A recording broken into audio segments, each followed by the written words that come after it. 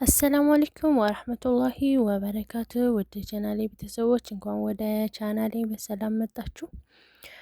ዛሬ በተለይ በአረብ ሀገር በቅርብ ስራ ለጀመራችሁና የቋንቋውን መግባባት ለከበዳችሁ እህቶች እንዴት በቀላሉና በፍጥነት አረበኛ መልመድ እንደምንችል ልምዴን አካፍላችሁ መጥቻለሁ ማለት ነው።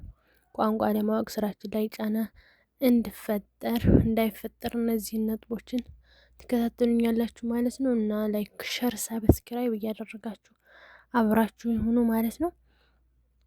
አንደኛ ከቁሳቁሶችም መጀመሪያ ማድረግ ያለብን በምንሰራበት ቤት ውስጥ ያሉ ነገሮችን ስማወቅ ነው። ለምሳሌ በኩሽና ውስጥ ያሉ እቃዎችን ሳህን፣ ሚላጋ፣ ማንኪያ፣ ድስት እንደዚሁ የሆኑ ነገሮችን ለይተን ማወቅ አለብን ማለት ነው። ስማቸውን መጠየቅና እቃዎቹን ለይተን ካወቅን ትዕዛዞችን ለመረዳት በጣም ቀላል ይሆንልናል ማለት ነው። ሁለተኛ ቁልፍ የሆኑ የግስ ቃላትን መያዝ።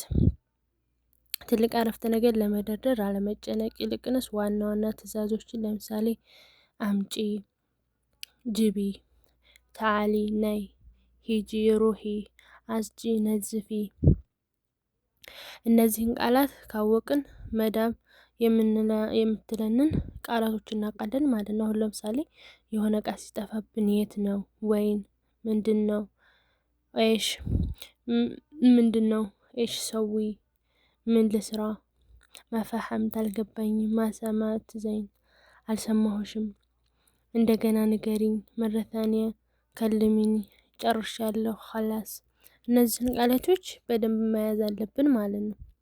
ሶስተኛው አለመፍራት መጠየቅ። ብዙዎቻችን የምንሳሳተው ካልገባን ዝም ብለን እሺ ማለታችን ነው። ነገር ግን ያልገባችሁን ነገር አልገባኝም ማለት በድጋሚ እንድነግራችሁ መጠየቅ አይደለም ማለት ነው። ነውር አይደለም መጠየቅ። አሁን ለምሳሌ የሆነ የምትፈልጉት እቃ ይሄ ምንድነው ስታዩት ይሄ ምንድነው፣ ይሄን እንደላርገው ምን ማለት ነው ይሄ ምናምን እያላችሁ መጠየቅ አለብን ማለት ነው። ደግመን ስንጠይቅ ቃሉ ጭንቅላታችን ውስጥ ይቀረጻል ማለት ነው።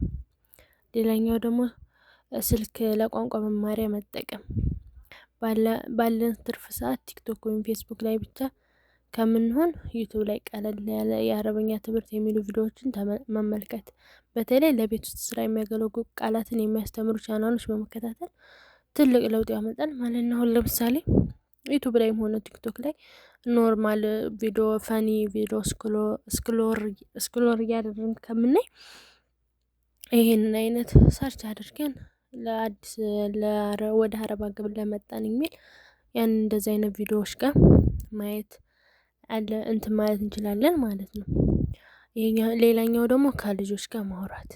በምትሰሩበት ቤት ልጆች ካሉ እነሱን ለማውራት ሞክሩ። ልጆች ቀለል ያለ ቋንቋ ስለሚጠቀሙና ስንሳሳት ስለማይስቁብን ከእነሱ ጋር የምናደርገው ጨዋታ ቋንቋን በፍጥነት እንለምዳለን ማለት ነው። አሁን ለምሳሌ ልጆች ካሉ እነሱ ጋር ስንጫወት ምን ስንል እቃ ስናመጣ ያንን አምጪ ሲሉን ሂደው አብረውን ሊያመጡ ይችላሉ። ያንን እቃ የፈለጉትን እቃ ይሄ እንደዚህ ማለት ነው ስሙ ምናምን እያሉ ይነግሩናል ማለት ነው።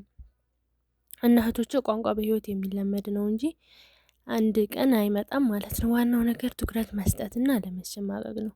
ለዛሬ የነበረ መረጃ ይህንን ይመስላል። ቪዲዮ ከጠቀማችሁ ላይክ በማድረጋችሁ እንዳትረሱ። ሌሎች እህቶች እንዲደርስም ሼር አድርጉት። አዲስ ከሆናችሁ ደግሞ ሰብስክራይብ በማድረግ ቤተሰብ ሁኑ ማለት ነው። በሌላ ቪዲዮ እስከምንገናኝ ሰላም